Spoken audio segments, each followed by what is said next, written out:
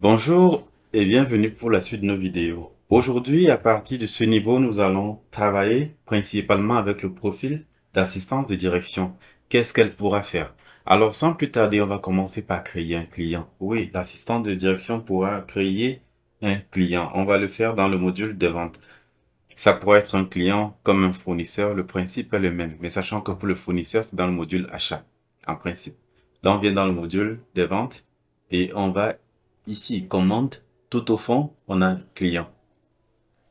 Client, vous voyez, on a le premier client qu'on avait créé par le passé. On nous dit sur ce client, on a une vente, aucun achat, aucune carte. Bon, ce que nous allons faire, on va cliquer sur nouveau. C'est toujours une société. Second client.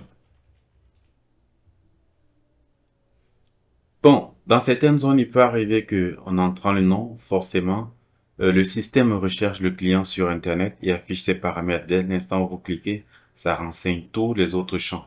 Mais ce n'est pas le cas pour nous ici. Ce que nous voulons, c'est un client local qui n'est pas référencé. Second client,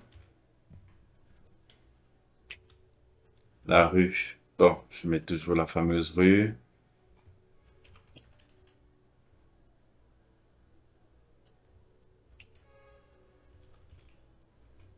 Faire.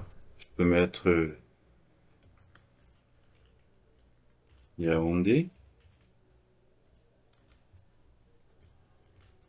Cameroun.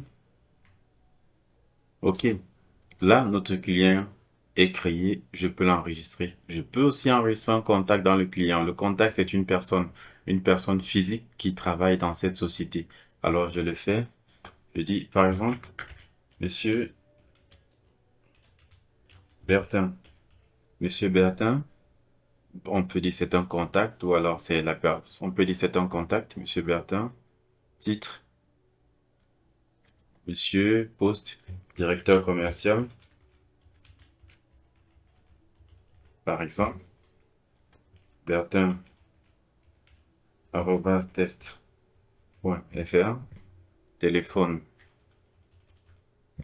On peut enregistrer et fermer. Ok, vous voyez ici, Bertin s'affiche directement dans client.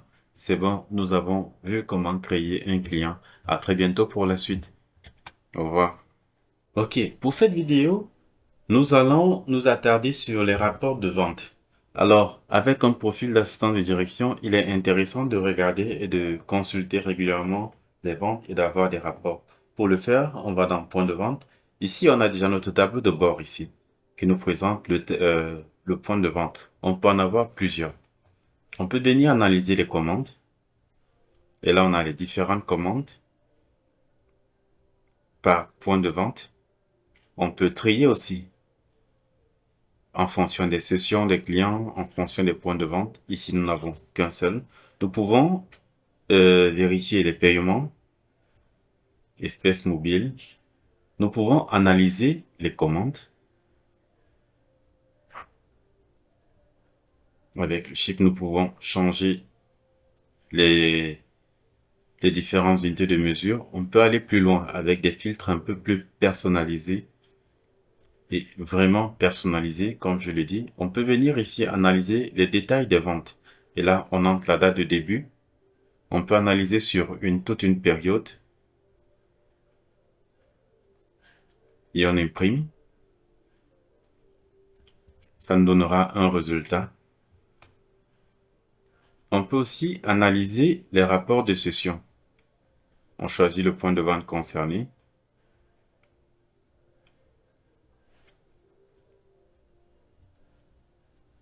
Et là, on a nos différents éléments.